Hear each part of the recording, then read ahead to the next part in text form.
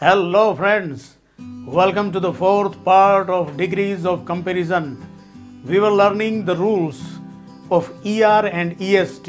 It means the rules of syllable.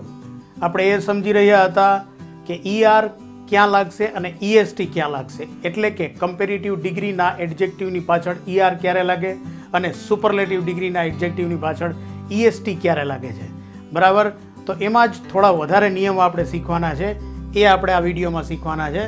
અને હા, આ વિડીયોના અંતે પણ એક સરસ મજાની સરપ્રાઈઝ છે, ખૂબ જ સરસ મજાની શીખવાની વાત છે. સો keep watching the video till the and. So let's start to learn degrees of comparison.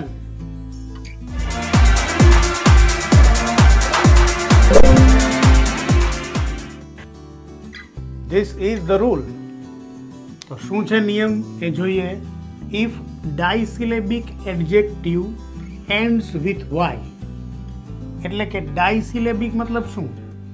બે સિલેબલ જ્યાં હોય એવા એડજેક્ટિવને ડાયસિલેબિક કહેવાય છે.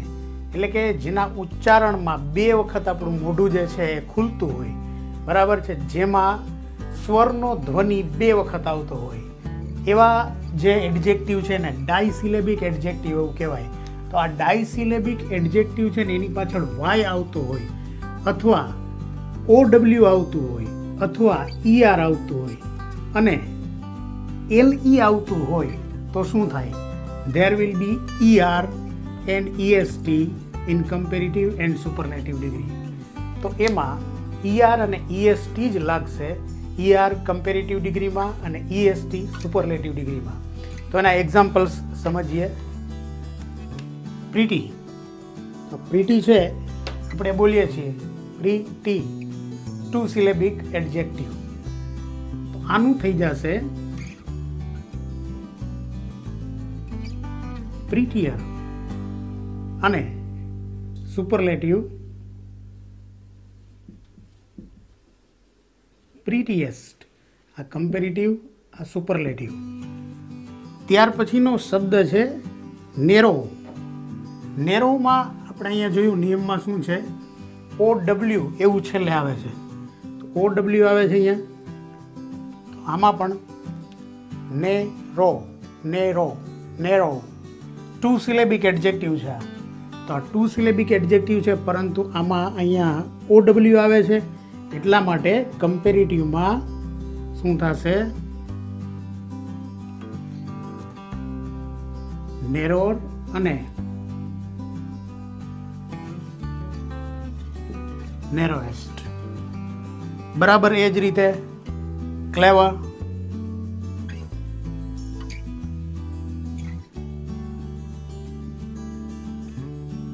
ક્લેવરર અને ક્લેવરેસ્ટ. જેન્ટલ આપણે એ પણ સમજ્યા કે LE પાછળ આવતું હોય.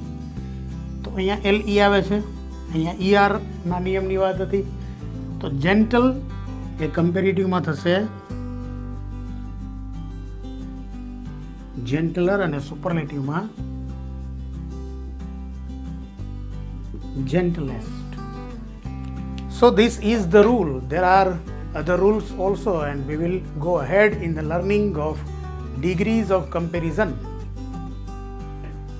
So we have already learned કે કઈ જગ્યાએ ER અને કઈ જગ્યાએ EST, એટલે કે કમ્પેરેટિવ ડિગ્રીના એડજેક્ટિવની પાછળ ER કેવા સંજોગોમાં આવે અને EST સુપરલેટિવ ડિગ્રીના એડજેક્ટિવની પાછળ EST કેવા સંજોગોમાં આવે. સિલેબલ જે છે એના રૂલ્સ આપણે શીખી લીધા કેના માટે? ER અને EST માટે. તો હવે એ સમજવાનું છે કે કમ્પેરેટિવ ડિગ્રીનું એડજેક્ટિવ હોય તો એની આગળ મોર ક્યારે આવે, અને સુપરલેટિવ ડિગ્રીનું એડજેક્ટિવ હોય તો એની આગળ મોસ્ટ ક્યારે આવે, એટલે કે ધ મોસ્ટ. સુપરલેટિવ ડિગ્રી છે એના એડજેક્ટિવની આગળ હંમેશા આર્ટિકલ ધ આવશે, એ તો નિયમ છે જ. તો આપણે એ શીખીએ છીએ, જો આ નિયમ એડજેક્ટિવ્સ મોર દેન 2 સિલેબલ્સ, એટલે કે બે સિલેબલ કરતાં વધારે સિલેબલ વાળું જે એડજેક્ટિવ છે એ શું કરે છે? Form their comparative and superlative by adding, એટલે કે એના કમ્પેરેટિવ અને સુપરલેટિવ ડિગ્રીના વાક્યની વાક્ય રચના છે ને એ રચે છે. કેવી રીતે? બાય એડિંગ, ઉમેરીને, more to the comparative and most to the superlative.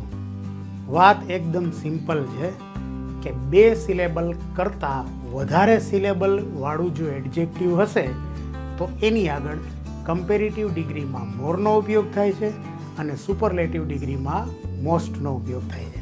તો એક્ઝામ્પલ્સ સમજીએ.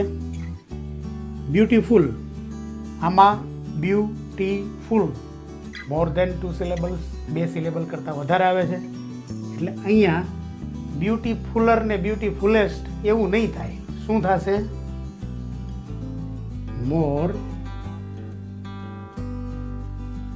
બ્યુટીફુલ અને મોસ્ટ, એટલે આર્ટિકલ ધ તો આવશે જ, એ સમજી લેવાનું છે.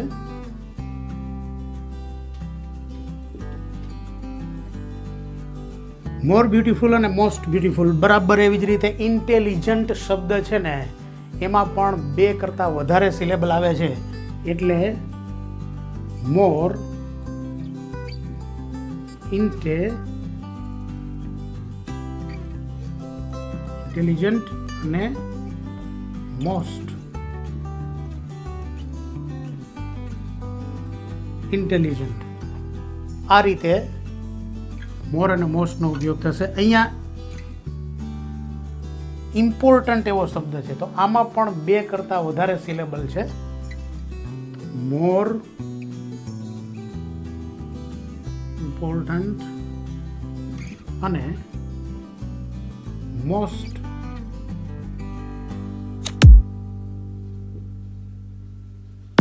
ઇમ્પોર્ટન્ટ. તો ખાસ ધ્યાન રાખવાનું છે, 2 કરતાં વધારે સિલેબલ હોય આને એમ પણ સમજી શકાય કે બ્રીધ સ્ટ્રોક, એટલે કે આપણે શ્વાસ લઈએ છીએ એના સ્ટ્રોક છે એ રીતે સમજી શકાય. મોઢું જે છે આપણું એ કેટલી વખત બોલવા માટે બંને હોઠ છે એ આવી રીતે થાય છે એના આધારે સમજી શકાય છે.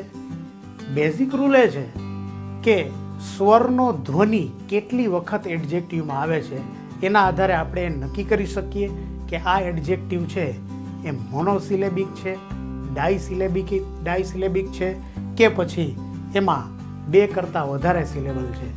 તો રૂલ ફરી પાછો સમજી લઈએ કે 2 કરતાં વધારે સિલેબલ હોય તો એવા એડજેક્ટિવની સાથે કમ્પેરેટિવ ડિગ્રીમાં મોરનો ઉપયોગ થાય છે અને સુપરલેટિવ ડિગ્રીમાં મોસ્ટનો ઉપયોગ થાય છે. કેટલાક એવા એડજેક્ટિવ્સ પણ છે કે જેમાં આ કોઈ રૂલ્સ એટલે કે આ નિયમો જે છે એનો ઉપયોગ નથી થતો. એટલે કે આ એડજેક્ટિવ્સ, આ શબ્દો છે એ કેવા છે? ઇરેગ્યુલર ફોર્મ્સ, અનિયમિત સ્વરૂપો છે. તો એ કેવા શબ્દો છે? બેડ એટલે કે ખરાબ. હવે વધારે ખરાબ કેવું હોય તો બેડર એવું નહીં કહેવાય, બરાબર? શું થશે? વર્સ. અને સૌથી વધારે ખરાબ એટલે કે વર્સ્ટ. એવી જ રીતે ગુડ, ગુડર અને ગુડેસ્ટ નહીં, પણ શું થશે? બેટર અને બેસ્ટ. તો આ ખાસ યાદ રાખવાનું છે કે આ ઇરેગ્યુલર ફોર્મ્સ છે કે જેમાં બીજા કોઈ નિયમો લાગુ પડતા નથી. આ આપણે યાદ જ રાખવાના છે. વેલ એટલે પણ સારું, એનું પણ બેટર અને બેસ્ટ જ થશે. લિટલ એનું લેસ અને લીસ્ટ થશે. મચ એનું મોર અને મોસ્ટ થાય છે. અને ફાર, ફાર્ધર, ફાર્ધેસ્ટ. ઓલ્ડ અહીંયા આપણે લોકો માટે એટલે વ્યક્તિઓ માટે સમજીએ તો ઓલ્ડ એનું એલ્ડર અને એલ્ડેસ્ટ થશે. ફોર પીપલ ઓનલી એટલે કે લોકો માટે જ છે. કોઈ વસ્તુ છે ને એ વધારે મોટી છે તો એને એલ્ડર, અને સૌથી વધારે મોટી વસ્તુ છે તો એલ્ડેસ્ટ એવું નહીં કહેવાય, બરાબર? તો વસ્તુ માટે શું થશે? ઓલ્ડ, ઓલ્ડર અને ઓલ્ડેસ્ટ. આ ફોર પીપલ એન્ડ થિંગ બંને માટે હશે. તો આ કેટલાક એવા શબ્દો છે કે જે ઇરેગ્યુલર ફોર્મ્સ છે, એટલે કે અનિયમિત સ્વરૂપો, જેમાં ER કે EST કે આગળ મોર કે મોસ્ટનો ઉપયોગ નથી થતો, પરંતુ અલગ જ શબ્દો છે કે જે આપણે યાદ રાખવાના રહેશે. we have already learned when to use ER, when to use EST and when to use more and most. તો મોર અને મોસ્ટનો ઉપયોગ ક્યાં કરવો, ER ESTનો ઉપયોગ ક્યાં કરવો, ત્યાર પછી ઇરેગ્યુલર એડજેક્ટિવ્સ, આ બધું આપણે શીખી લીધું. હજુ પણ કેટલાક નિયમો આપણે શીખવાના છે જ, પરંતુ એની પહેલાં થોડાક નાનકડા એક્ઝામ્પલ્સ સમજી લઈએ કે જેમાં આપણે પોઝિટિવ ડિગ્રીમાંથી કમ્પેરેટિવમાં અને કમ્પેરેટિવ ડિગ્રીમાંથી પોઝિટિવ ડિગ્રીમાં ટ્રાન્સફોર્મેશન કરવાનું છે. આની આગળ અલગ અલગ પ્રકારના વાક્યો પણ આપણે શીખવાના જ છે. જેમ કે વેરી ફ્યુથી શરૂ થતા જે વાક્યો હોય પોઝિટિવ ડિગ્રીના, એને આપણે કમ્પેરેટિવ અને સુપરલેટિવમાં ટ્રાન્સફોર્મ કરવાના છે. નો અધરથી સ્ટાર્ટ થતા હોય તેમજ સમ એટલીસ્ટથી સ્ટાર્ટ થતા હોય આવા સેન્ટેન્સીસ છે એને કમ્પેરેટિવ અને સુપરલેટિવ બંનેમાં ટ્રાન્સફોર્મ કરતાં શીખવાનું છે. પરંતુ પહેલાં જરા નાના નાના વાક્યોને આપણે સમજી લઈએ અને બીજા પણ થોડાક કેટલાક રૂલ્સ છે એ પણ આગળ સમજવાના છે. So let's learn some examples. Amit is as tall as Sumit. Amit છે ને એ સુમિત જેટલો જ ઊંચો છે. હવે જુઓ અહીંયા આ છે ને પોઝિટિવ ડિગ્રીનું અફર્મેટિવ એટલે કે પોઝિટિવ ડિગ્રીનું હકાર વાક્ય છે. તો આ પોઝિટિવ ડિગ્રીનું હકાર વાક્ય છે એને આપણે ટ્રાન્સફોર્મ કરવું છે. કેમાં? એને આપણે ટ્રાન્સફોર્મ કરવાનું છે કમ્પેરેટિવ ડિગ્રીમાં ટ્રાન્સફોર્મ કરવાનું છે. તો એ બની જશે કેવું? નેગેટિવ. આ નિયમ આપણે આગળના વિડીયોમાં શીખી ગયેલા છીએ. તો એ વિડીયો જે કોઈએ જોયેલ ના હોય તે ડિસ્ક્રિપ્શનમાં જાઓ, ત્યાં એની લિંક હશે, એના પર ક્લિક કરી અને એ વિડીયો તમે જોઈ શકો છો. તો નેગેટિવ સેન્ટેન્સ કેમ બનશે આનું કમ્પેરેટિવ ડિગ્રીનું? વાત એ છે કે Amit is as tall as Sumit. તો Sumit is not taller than Amit. Sumit is not taller than Amit. Sumit Amit કરતાં વધારે ઊંચો નથી. અર્થમાં કોઈ જ ફરક પડતો નથી. સેકન્ડ સેન્ટેન્સ જોઈએ આપણે. આ પોઝિટિવ ડિગ્રીનું સેન્ટેન્સ છે અને કેવું છે? નેગેટિવ સેન્ટેન્સ છે. શું વાત કરી છે અહીંયા? Your house is not so big as mine. તમારું મકાન છે ને એ મારા મકાન જેટલું મોટું નથી. તો આપણે એને કમ્પેરેટિવ ડિગ્રીમાં ટ્રાન્સફોર્મ કરવાનું છે. તો નેગેટિવ છે તો અહીંયા થઈ જશે અફર્મેટિવ. કેવી રીતે થશે? My house is bigger than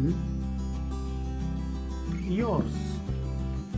તો તમારા મકાન કરતાં મારું મકાન વધારે મોટું છે. હવે જોઈએ કમ્પેરેટિવ ડિગ્રીનું સેન્ટેન્સ છે અહીંયા એફર્મેટિવ. તો આ વાક્યમાં શું છે? Knowledge is more important than money. જ્ઞાન છે ને એ ધન કરતાં વધારે અગત્યનું છે. આ વાક્ય કમ્પેરેટિવ ડિગ્રીનું છે અને અફર્મેટિવ એટલે કે હકાર છે. આપણે એને પોઝિટિવ ડિગ્રીમાં ટ્રાન્સફોર્મ કરીએ તો એ નેગેટિવ થઈ જશે. અને કઈ રીતે આ વાક્ય બનશે? Money is not so important as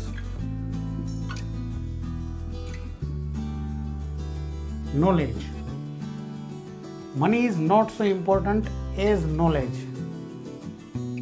તો પૈસા છે એ જ્ઞાનની જેટલા અગત્યના નથી હોતા, જ્ઞાન વધારે અગત્યનું હોય છે. હવે સમજો. ત્યાર પછીનું સેન્ટેન્સ છે કમ્પેરેટિવ ડિગ્રીનું સેન્ટેન્સ છે. આ કેવું સેન્ટેન્સ છે? Kanu is not thinner than Manu. Kanu is not thinner than Manu. Kanu છે ને એ મનુ કરતાં વધારે પાતળો નથી. તો આ વાક્ય છે ને આપણે પોઝિટિવ ડિગ્રીમાં ટ્રાન્સફોર્મ કરીએ તો એફર્મેટિવ થઈ જશે. કેમ થશે? Manu is as thin as Kanu. Manu છે કનુ જેટલો જ પાતળો છે. તો આ હતા કેટલાક વાક્યો કે જેમાં આપણે પોઝિટિવ ડિગ્રીમાંથી કમ્પેરેટિવમાં અને કમ્પેરેટિવ ડિગ્રીમાંથી પોઝિટિવ ડિગ્રીમાં ટ્રાન્સફોર્મેશન કર્યું. This is the time to learn something new about English learning. Many times we feel difficulty to understand the dialogues of English movies. Why? Because we do not know some certain types of idioms of English language. અંગ્રેજી ભાષાની અંદર આવતા મહાવરાઓની આપણને ખબર નથી હોતી, એટલા માટે ઘણી બધી વખત આપણે સમજી નથી શકતા ઇંગ્લિશ ફિલ્મના ડાયલોગ્સ, અને એવું ઇંગ્લિશ આપણે બોલી પણ શકતા નથી. તો એવું જ એક ઇડિયમ, એવો જ એક મહાવરો આજે આપણે શીખવાનો છે. So let's learn that idiom. Apple of one's eye. Apple of one's eye. Apple એટલે કે સફરજન, ઓફ વન્સ આઈ એટલે કોઈકની આંખનું. તો કોઈકની આંખનું સફરજન, આવું આનું ગુજરાતી થતું નથી. હિન્દીમાં એવું થાય છે કે કિસી કી આંખ કા તારા, અને ગુજરાતીમાં કોઈની વાલી વ્યક્તિ અથવા તો વસ્તુ. અહીંયા મિનિંગ લખેલો છે someone or something very special.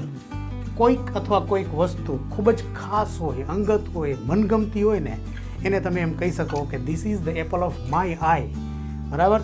તો બે એક્ઝામ્પલ અહીંયા છે. બે એક્ઝામ્પલ્સ કેવી રીતે આપેલા છે જુઓ. This child is the apple of her eye. તો આ બાળક છે ને એ એની આંખનું સફરજન છે એમ નહીં, પણ એને ખૂબ જ વહાલું છે, એના માટે ખૂબ સ્પેશિયલ છે. That car is the apple of this his eye. તો આ કાર જે છે એ એને ખૂબ જ મનગમતી છે, એના માટે સ્પેશિયલ છે. So this is the idiom we have learnt, apple of one's eye. And keep watching this channel and all the videos from beginning to end, and we are going to learn more and more in this channel, The Ocean of English. So keep learning again and again. Have a nice time.